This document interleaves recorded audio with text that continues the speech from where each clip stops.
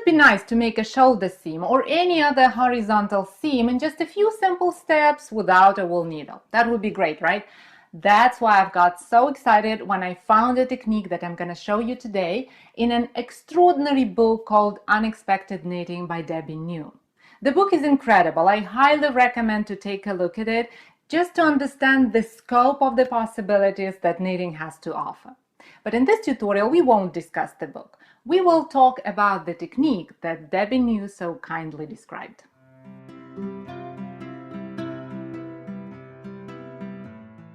The seam is worked on open stitches, so there is no need to bind off stitches once you finish knitting the pieces that should be seamed. Simply keep the stitches on a spare needle, a stitch holder, or a piece of scrap yarn, and make sure that the yarn tail on one of the pieces is quite long. It should be about 4 times the length of the future seam, so the width of the piece itself. And when you are ready to join the stitches, transfer them to the needles like I did just now, and then arrange the needles so that the tips of the needles meet when the pieces are sitting with the right side of the work facing to you, like this. And make sure that the long tail is between the pieces. So this is the setup. That's how it should be looking approximately. Now take the right needle in your right hand and the left needle in your left hand, and now we are ready to get seaming. To begin the seam, knit the first stitch on the left needle using that long tail as your working yarn. That's why we left it, that's why it is so long, so we could use it for seaming.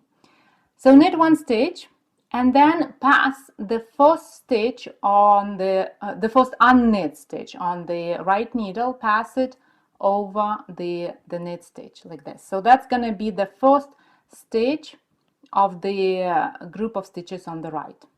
I made the swatches in different colors so you could better see what's going on with the stitches. So now you see that the first green stitch is passed over the first golden stitch and off the needle. So that's the beginning of the seam.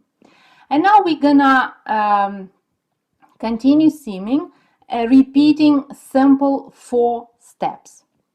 The first step is insert the left needle from right to left into the 2 stitches on the right needle, like this. So you go from right to left, a bit awkward, but we have to do it, and off the right needle. So slip these stitches off the right needle. Now insert the right needle, that's the second step, insert the right needle from left to right, knitwise basically, into the very first stitch on the left needle and slip it off, like this. So that's how it looks after the second step. The third step is very simple. We simply knit 2 stitches together on the left needle, like this.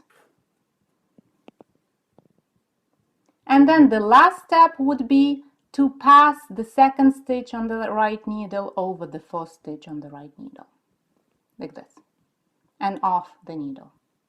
Here we go. That's the 4 steps. Let's do it again.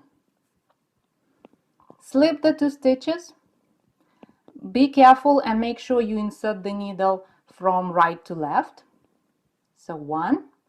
Then slip the first stitch back to the right needle. 2. Knit 2 stitches together. 3. And pass 1 stitch over the other. 4.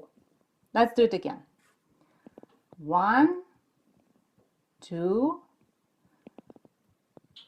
3, and 4.